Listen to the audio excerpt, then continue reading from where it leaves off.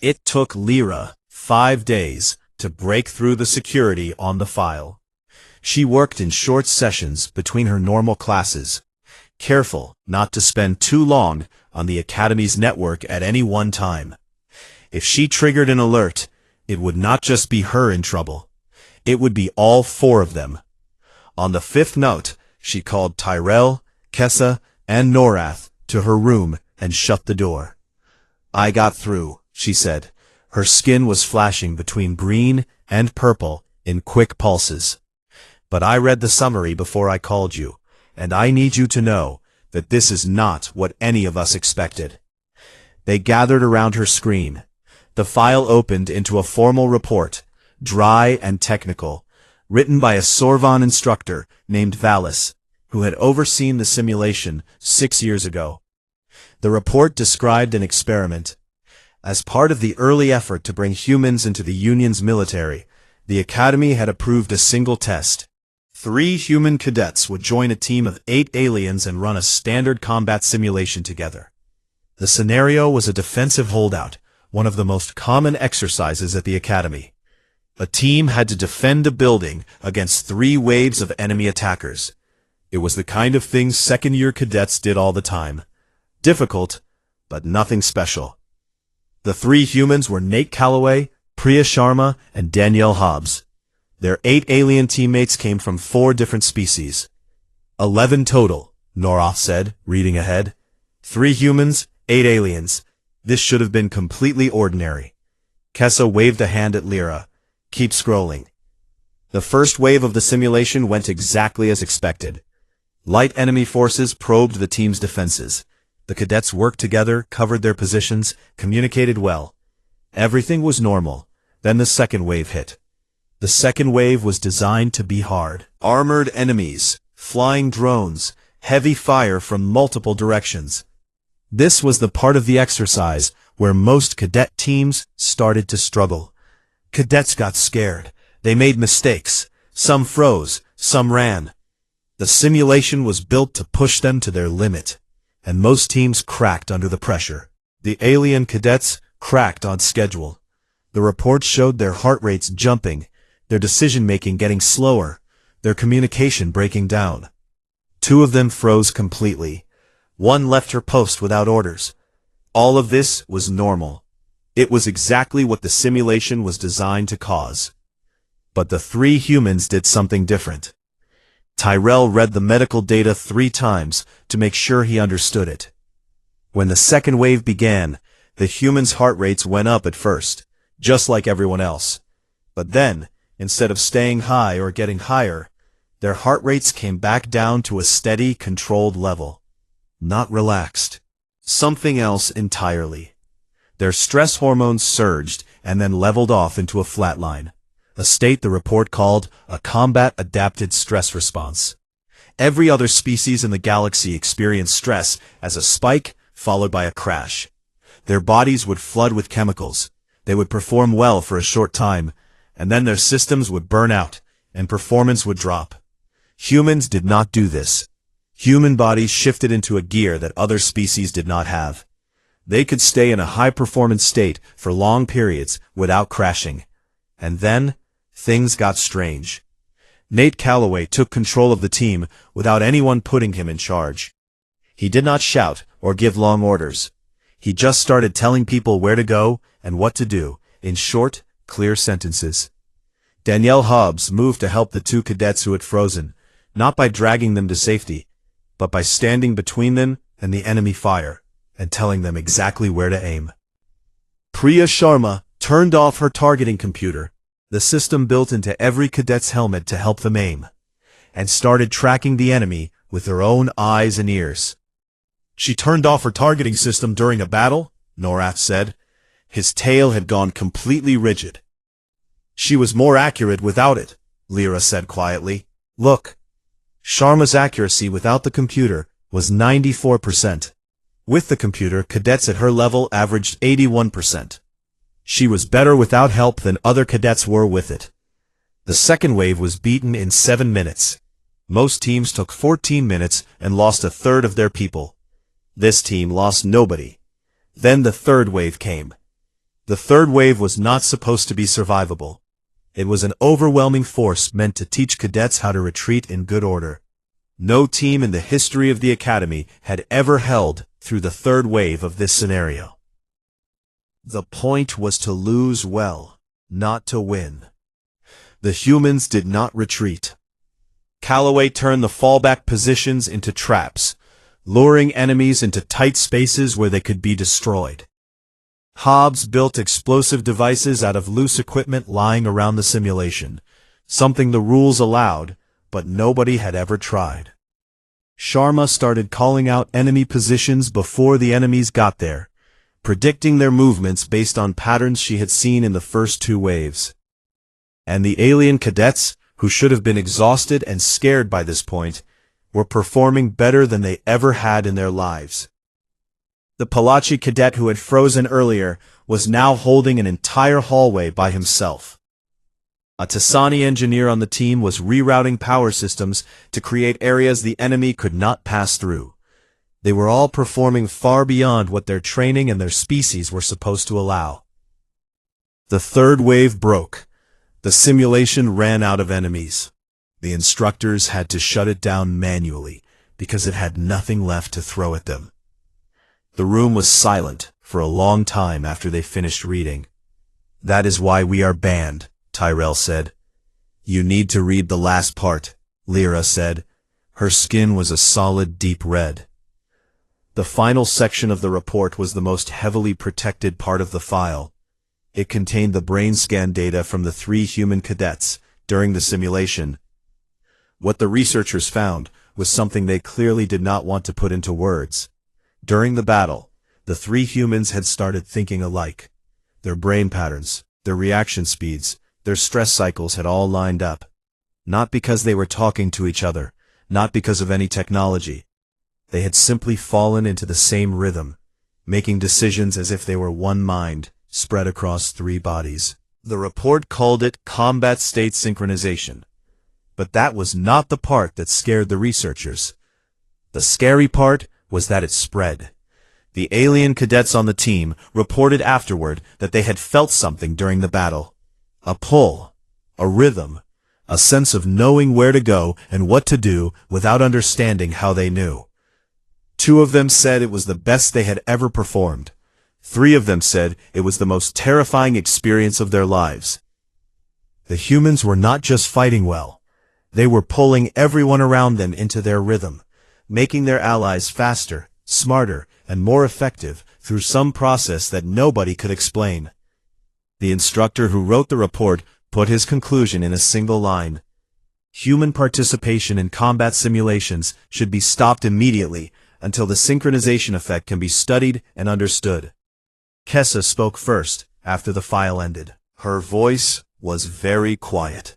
"They did not ban you because you are dangerous to the other cadets," she said. "They banned you because you make the other cadets dangerous too." Tyrell sat back in his chair and stared at the ceiling. 6 years. For 6 years, the Academy had known about this. They had known that humans could do something no other species could, something that changed the rules of combat at a basic level. And instead of studying it, instead of using it, they had locked it away and pretended it did not exist. He thought about the 5 other human cadets at the Academy, all of them stuck in the same theory classes, all of them wondering why they were being held back. He thought about every human soldier in the Galactic Union, kept out of frontline combat roles by policies that were built on the same kind of fear. "What do we do with this?" Norath asked. A 4-armed Drithari, a glowing Tessani, a giant Pelaki, and himself, a human from Ohio, 4 cadets who had just found the biggest secret in the Academy. "We let people know," he said. All of them. The secret did not stay secret for long. Tyrell never found out exactly how it spread. It might have been Norath, who had connections among almost every species at the Academy. It might have been a careless word in a corridor, or a whisper overheard in the refectory. It did not matter. Within a week, everyone at the Academy knew the basic facts of Simulation Event 7741, and within 2 weeks, the facts had turned into legends. Some cadets heard that the humans had broken the simulation's combat computer. Others heard that a human cadet had torn a metal wall apart with her bare hands. A tall, thin Chalaxian cadet in Tyrell's navigation class told him, in complete seriousness, that he had heard humans could smell fear, and that was the real reason they were banned.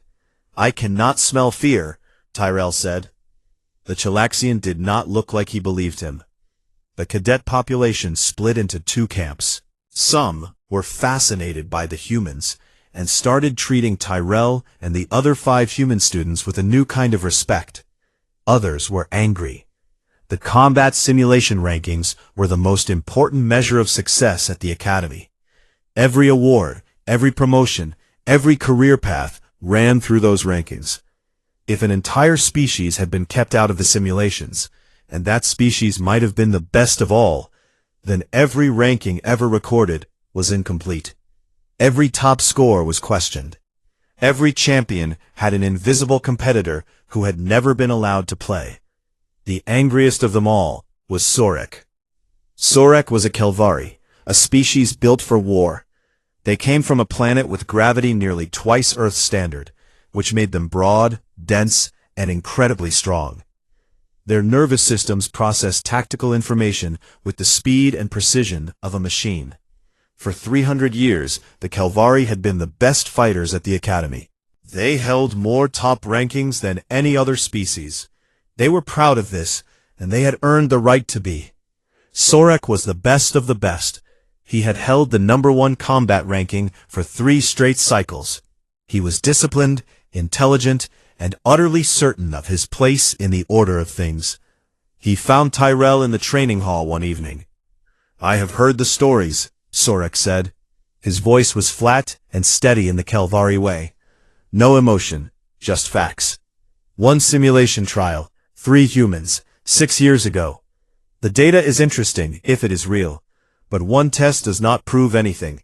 It is a single event. It could be a mistake." Tyrell put down the weight he was holding. "I did not start the rumors." "No, but you benefit from them.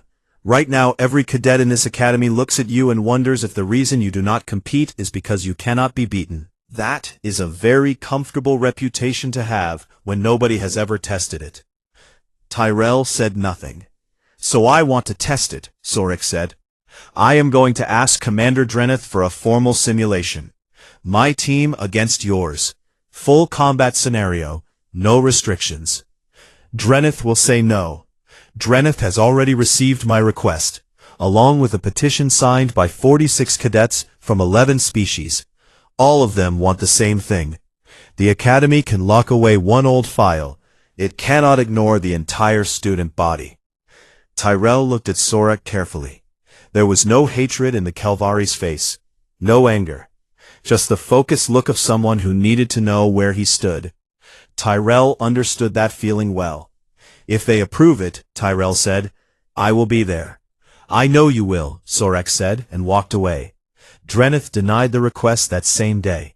He cited Rule 7, Section 14, gave no further explanation, and closed the matter. But the petition had already done its real work.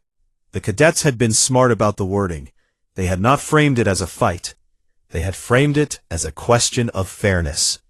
If the Academy's rankings did not include every species, then those rankings could not be trusted. And if the rankings could not be trusted, then neither could the officers they produced. The argument climbed up the chain of command. 3 days later, Drenith called Tyrell to his office. "Sit down, Cadet Voss." Drenith's crystal eyes showed nothing, but his jaws were perfectly still. Tyrell had learned that this meant the Sorvan was being very careful about what he said next. "The Commandant has reviewed the petition. She has also learned that the contents of Event 7741 are now common knowledge, though I suspect she knew that before anyone told her." He paused. "She has approved a controlled simulation, 1 exercise, full medical and psychological monitoring. Your team against Sorek's team." Tyrell kept his voice steady. "What are the rules?" "Standard defensive scenario. 2 teams of 6. You pick your team, but at least 2 of your members must be non-human." Sorek has the same rule in reverse. He must have at least 2 humans on his team. He has to have humans? The Commandant wants to see how humans perform on both sides. This is research, Cadet, not a game. Remember that. Yes, sir. Drenith leaned forward slightly. I read Event 7741 when it was first written. I was a junior instructor then. What happened in that simulation was not normal. The humans did not just fight well. They changed how everyone around them fought. The Commandant wants to know if that was a one-time accident or something real. Do you understand what that means? Everyone will be watching. It means that whatever happens in that simulation will decide how the entire Galactic Union thinks about humans in combat for the next 50 years. Take that seriously. Tyrell built his team that evening. Kessa and Norath both said yes immediately. For his human teammates, he picked Hannah Bright, a tough, compact woman from Colorado who had been running her own combat drills in her quarters because she could not stand waiting anymore. And Cole Beckett, a quiet, tall man from Virginia who had a strange talent for solving tactical problems before the instructor finished explaining them. The 6th member was a surprise. A Kelvari cadet named Dren came to Tyrell in the hallway and asked to join his side. Your species is with Sorek, Tyrell said. Why would you want to fight against your own people? Dren's heavy brow shifted in what Tyrell had learned was the Kelvari version of a grin. Because I want to know what it feels like from the inside. On the other side, Sorek assembled his own team. He chose 4 of the highest-ranked alien cadets at the Academy, all of them proven fighters. For his 2 required humans, he picked Megan Ferris and Luke Dunn, both skilled cadets who had been just as frustrated by Rule 7 as Tyrell. The Academy buzzed with energy. For the first time in 6 years, humans would step into a combat simulation. Every cadet, every instructor, and every senior officer who could get clearance found an excuse to be near the observation deck on the day of the exercise. The night before, Tyrell could not sleep. He sat alone in the station's observation lounge, staring out at the stars beyond the orbital ring, and tried to figure out what he was feeling. It was not fear. It was not excitement. It was the sense of a door opening that had been shut for a very long time, and having no idea what was waiting on the other side. Hannah found him there. She sat down beside him and looked out at the same stars. Please tell me you are not going to give us a big speech before the simulation, she said. I was not planning on it. Good. I do not need a speech. I just need something to shoot at. Tyrell almost smiled. You will have that tomorrow, and that is all I need. They sat in silence for a while. 2 humans from a small blue planet, about to show the galaxy what they were made of. The stars burned cold and distant outside the viewport, indifferent to what was coming. But Tyrell was not indifferent. He was ready. He had been ready for a long time. Tomorrow the door would open, and everyone would see what was on the other side. The simulation chamber was a metal sphere 200 meters across, covered on the inside with projectors that could build any environment out of light and force fields. When a cadet stepped inside, the fake world felt completely real. The air had temperature, surfaces had weight, explosions shook the floor. The only thing the chamber did not do was cause real injuries. Pain was simulated through signals sent directly to the nervous system. It hurt, but it did not damage. Both teams entered from opposite sides at 8 in the morning. The environment loaded around them in seconds. A ruined city appeared, full of broken buildings, narrow streets, thick dust, and drifting smoke. Visibility was low. Sound echoed in strange ways off the shattered walls. The objective was simple, but uneven. Tyrell's team had to defend a 3-story building, a communications hub, for 30 minutes. Sorek's team had to break inside and hold the main room for 60 continuous seconds. If the attackers got in and held on, they won. If the defenders survived 30 minutes, they won. It was one of the most common scenarios at the Academy. Thousands of teams had run it before, The average defense lasted 19 minutes before falling apart. No team in the Academy's history had held for the full 30. Tyrell walked through the building once before giving any orders. He checked the windows, the doors, the stairs, the angles where enemies could approach from. Cole did the same thing at the same time without being asked. When they met on the second floor, they looked at each other, and both knew they had reached the same conclusions. 3 real entry points, Cole said. Front door, east hallway, and the roof. Everything else is too exposed for an attacker to use. Tyrell nodded. Norath takes the east, Kessa and Dren on the roof. Hannah and I hold the ground floor. You float between positions and go wherever you are needed. Cole did not even blink. That was already my plan. Kessa's large ears flattened against her head, which meant she was focused. What about Sorek? He will test our positions first before he attacks. Let him, Tyrell said. I want him to see exactly where we are. Up on the observation deck, Commander Drenith stood beside Commandant Sural, a tall Valeni female with 4 eyes who ran the entire academy. Between them glowed a holographic display, showing both teams' positions, vital signs, and brain activity in real time. Voss is showing his positions openly, Drenith said. Sorek will read them in minutes. Yes, Sural said calmly, he will. First contact came at the 4-minute mark. Sorek sent 2 scouts toward the east hallway, a Tassani and Megan Ferris. They moved well, using cover, communicating with hand signals. Norath spotted them and opened fire. The exchange lasted 40 seconds. Norath held his ground, his Palachi reflexes keeping him 1 step ahead. But Megan did not behave like a normal scout. She did not pull back when her job was done. She pushed forward, drawing Norath's fire toward herself, while the Tassani tried to slip around the side. Up on the observation deck, Drenith noticed something on the bio-readout screens. Look at Ferris, he said. Megan Ferris was on Sorek's team. She was human, and her body was doing exactly what the humans in Event 7741 had done 6 years ago. Her heart rate had spiked and then settled into a controlled, steady beat. Her stress hormones had leveled off into a flat plateau. She had shifted into the combat state within 4 minutes of the first shot. And Dunn, Sural added, pointing at another screen. Luke Dunn was at the back of Sorek's team, held in reserve. He had not fired a single shot. But his body readings were shifting into the same pattern. He was syncing with Ferris across the entire battlefield without any communication between them. It is happening again, Drenith said. Inside the hub, Tyrell felt the fight change. He could not have put it into words.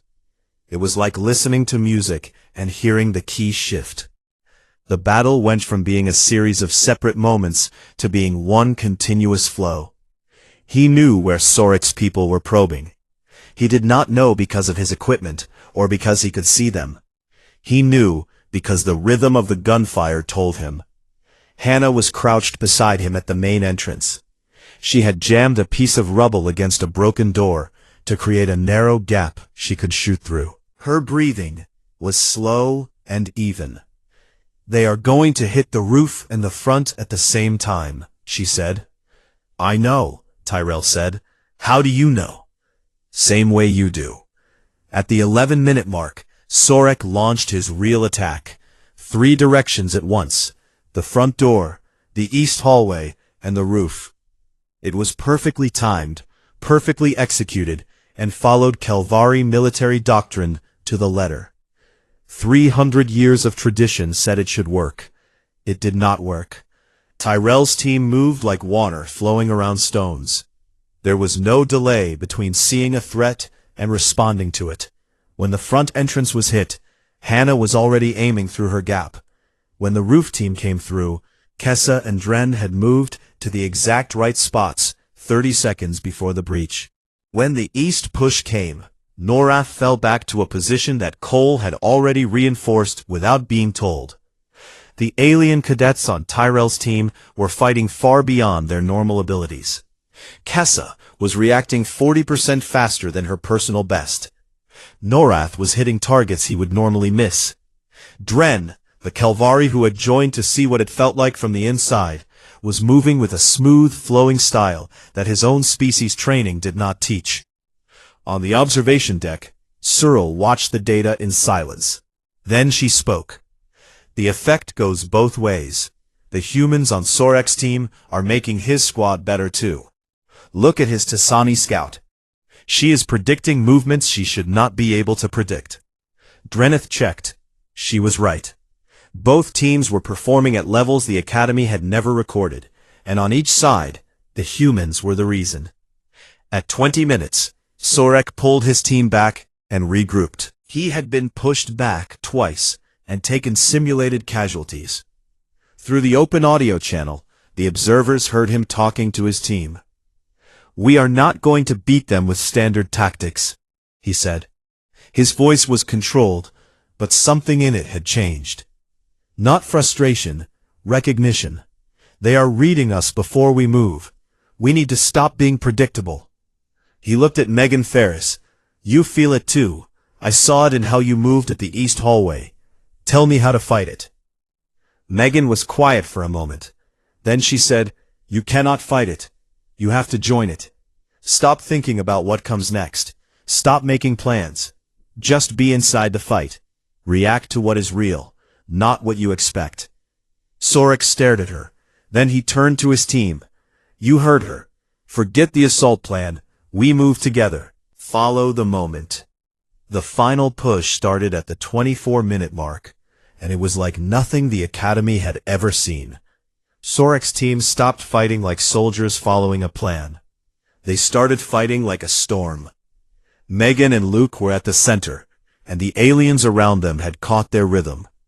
They moved through the streets with a coordination that went beyond training, beyond species, beyond anything their bodies were supposed to be able to do. Inside the hub, Tyrell felt the change. "They figured it out," Cole said from the stairwell. His voice was quiet and almost impressed. The last 6 minutes were the most intense combat the simulation had ever recorded. Both teams were operating at the absolute limit. Attacks were launched and stopped in seconds. Positions changed in patterns that even the simulation's own computers could not predict. The automated systems that were supposed to add extra challenges shut themselves down because they could not keep up with the cadets. At 29 minutes and 41 seconds, Sorek himself reached the main room of the hub. He had fought through 2 defensive positions. He had taken a simulated wound to his left arm. He was running on nothing but will. Tyrell was waiting for him. They faced each other across the room. Both raised their weapons. The clock showed 19 seconds left. Sorek fired. Tyrell moved, not fast in the way a computer would measure fast, but in the way of someone who had known where the shot would go before it was fired. He fired back.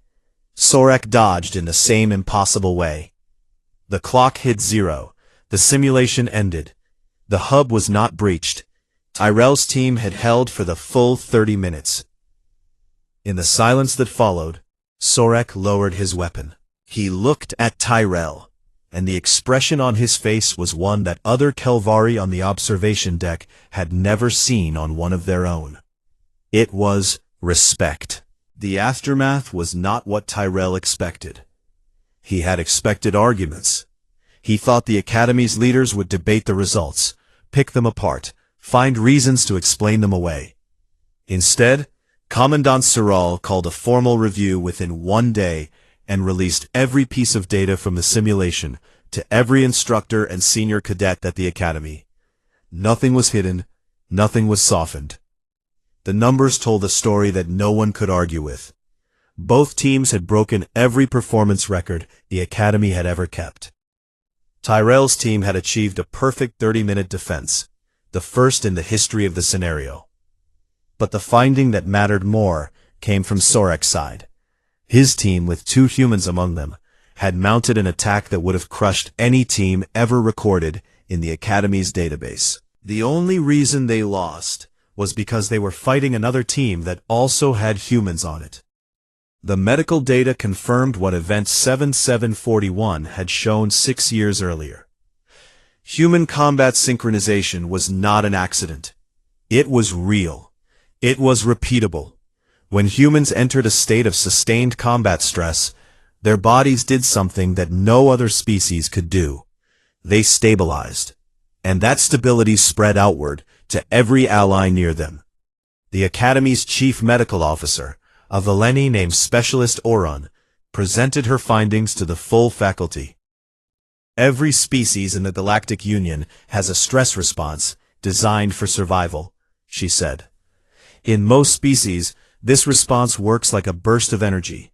It spikes quickly, allows a short period of high performance, and then fades as the body runs out of chemical fuel.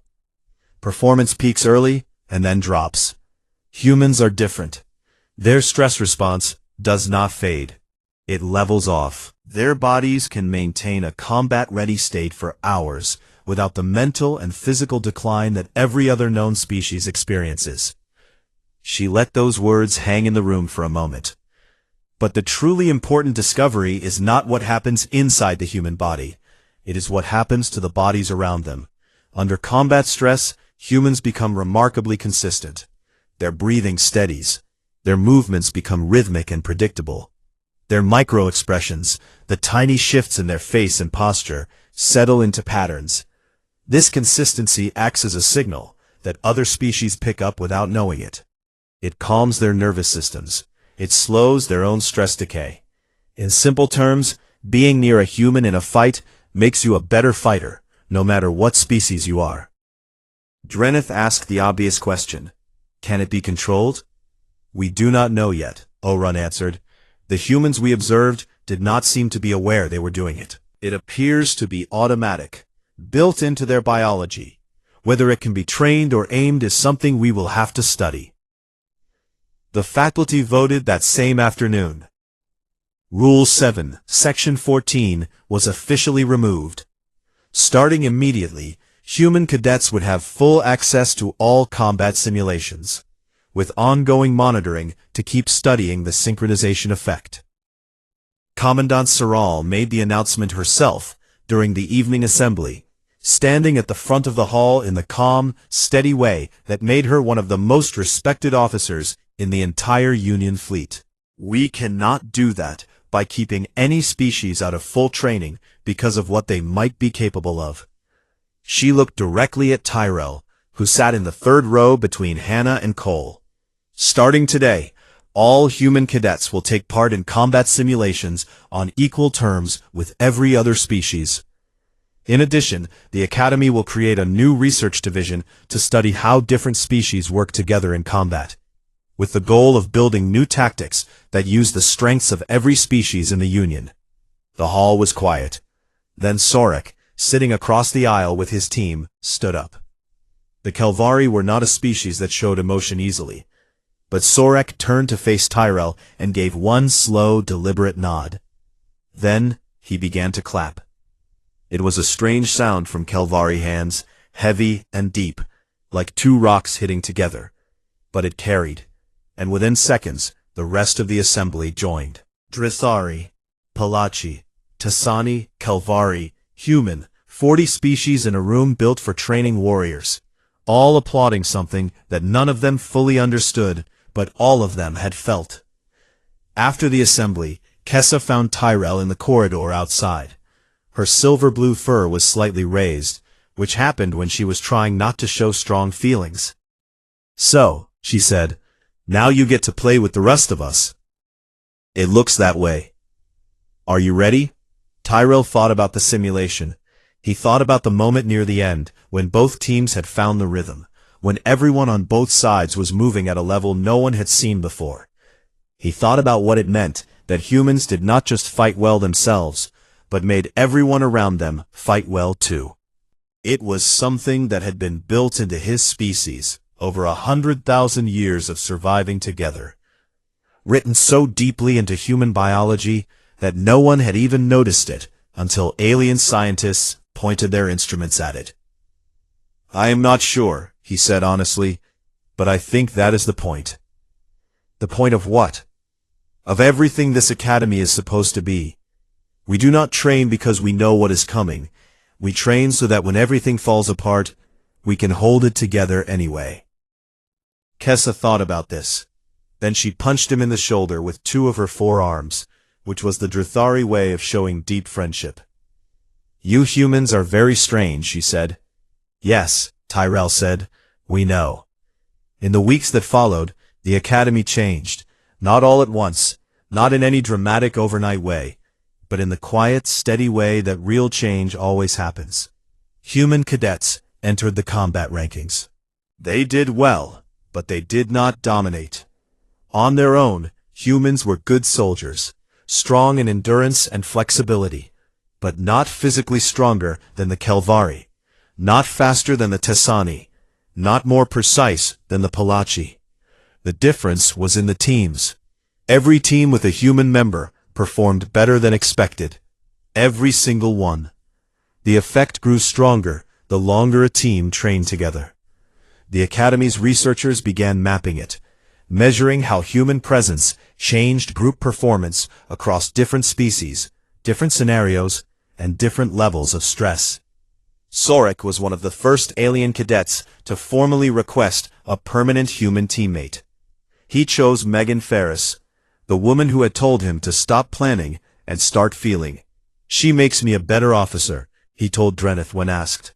I do not fully understand how, but the evidence is clear, and I trust the evidence. The Galactic Union's military leadership noticed. Within a year, a new set of combat guidelines was written, recommending that every frontline unit include human members. Not because humans were the best individual fighters, but because they made everyone around them better. The document was built on the Academy's research and proposed that humans serve in leadership and coordination roles throughout the fleet. Kessa gave the new guidelines their name. She called it the Tempo Doctrine, because in combat, humans set the tempo, and everyone else found themselves keeping time. Tyrell graduated from the Academy 2 years later. He ranked 11th in his class, a good score, but not the highest. He was assigned to the Union cruiser Varanthai as a junior tactical officer, working with a crew made up of a dozen different species. On his first day aboard, the ship's captain, an old Sorvan veteran, met him in the hallway outside the bridge. Cadet Voss, I have read your file, and the research from Vareth Ka. The captain's jaws clicked once. I will be honest, I do not fully understand what your species does. The science is still trying to catch up. But I have seen the data, and I trust the data. Yes, sir. One thing I want to ask. In the simulation at the Academy, at the end, when both teams were at their best, what did it feel like, from where you were standing? Tyrell thought about it.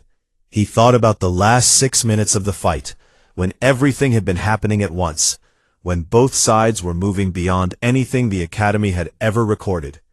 He thought about the silence he had found inside the noise, the clarity inside the chaos, the feeling of being connected to every person around him through something older and deeper than technology or training. Something that lived in the blood. Something that had been there since the first humans stood together on a dark plain and decided not to run. It felt like home, he said. The captain looked at him for a long moment. Then he gestured toward the bridge. Welcome aboard, Lieutenant.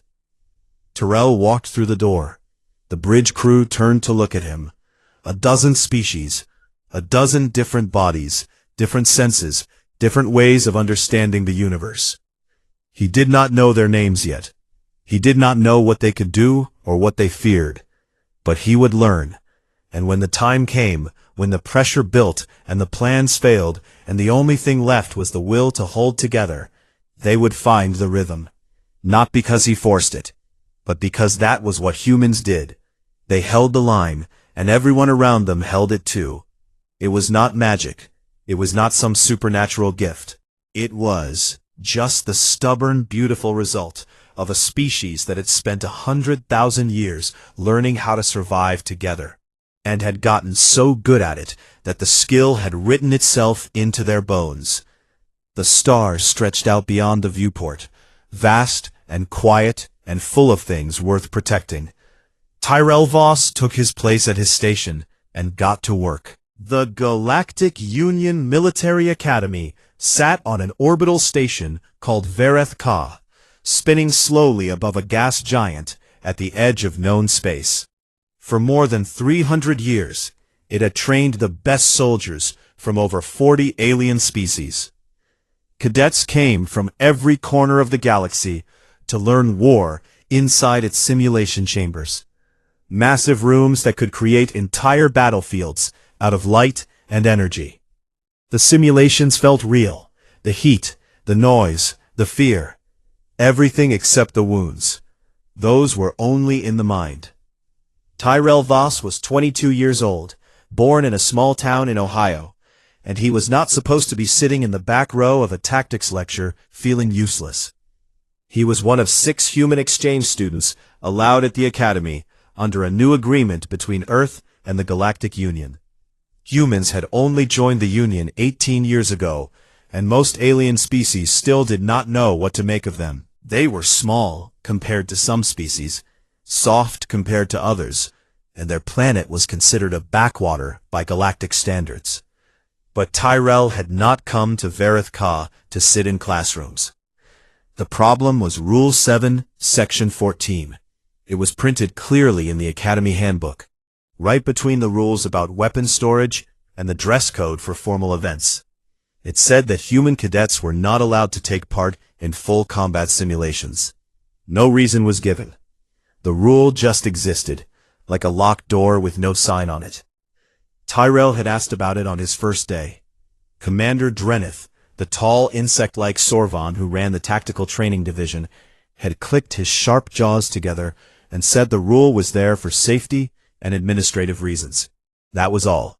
Tyrell had asked again a week later and got the same answer. By the 3rd week, he stopped asking and started looking for answers on his own. The Academy's public records said nothing about why the rule existed or when it had been created. The other human students had tried asking too, and they had all hit the same wall. It was as if the entire institution had agreed to pretend the question was not worth asking. The only person who took the question seriously was Kessa. Kessa was a Drithari, a species that looked like a small, 4-armed monkey covered in silver-blue fur. She had huge dark eyes that could see in almost total darkness, and she was one of the sharpest cadets in their year. She and Tyrell had become friends during orientation week, mostly because she was the first alien who talked to him like a normal person, instead of staring at him like he was a zoo animal. They were sitting in the refectory after a long day of classes when Tyrell brought it up again. "I just want to know why," he said, pushing his food around his tray.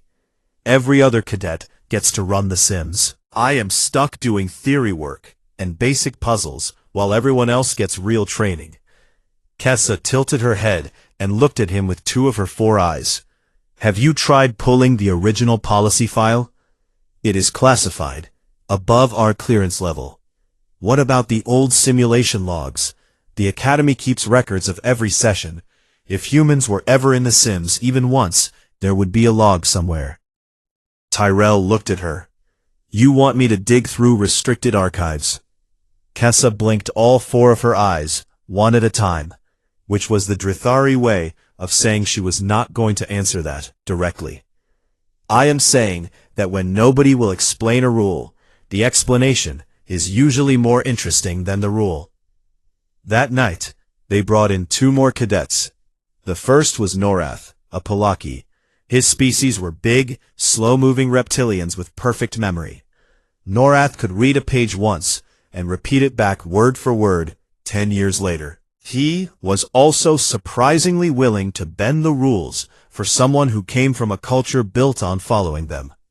The second was Lyra, a Tessani. She was thin and quick, with skin that glowed in soft colors that changed with her mood. She was studying engineering, which meant she had access to the simulation maintenance systems. For 3 nights, the 4 of them went through old records in the Academy's secondary archive. Most of what they found was boring. Thousands of combat simulation logs, all following the same patterns. Mixed teams of alien cadets running through standard battle scenarios. Nothing unusual. Then Lyra found it. It was buried under 7 layers of security, hidden in a part of the archive that was supposed to be off-limits even to maintenance staff. A file labeled Simulation Event 7741, dated 6 years earlier. The label said it was a human participation trial. Lyra's skin turned a deep orange, a color Tyrell had learned meant she was both excited and scared. Someone ran a test, she whispered. They actually put humans in a full combat simulation. Norath leaned closer, his heavy tail scraping the floor. And then the Commandant's office personally sealed the file. Whatever happened in there, it made someone very nervous. Tyrell stared at the file on the screen. It was huge. Not just combat data, but medical readings, brain scans, psychological evaluations, and a full video recording from inside the simulation chamber. "Can you open it?" he asked. Lyra's skin went pale blue. "Maybe, but if anyone catches us, we will all be sent home." "Then do not get caught," Kessa said from behind them. Lyra started working on the first layer of security before they called it a night. The file was going to take days to crack, and they could not afford to rush it. One wrong step, and the Academy's security system would flag them instantly. As they walked back to their quarters through the station's quiet corridors, Tyrell felt something settle in his chest. It was not excitement. It was the feeling of standing at the edge of something big, something that could not be undone once they took the next step. For 18 years, humans had been part of the Galactic Union, and for all of that time, someone had been keeping them away from the one place where their true abilities might show. Tyrell did not know yet what was inside that file, but he knew, with a certainty that sat deep in his bones, that the answer was going to change everything.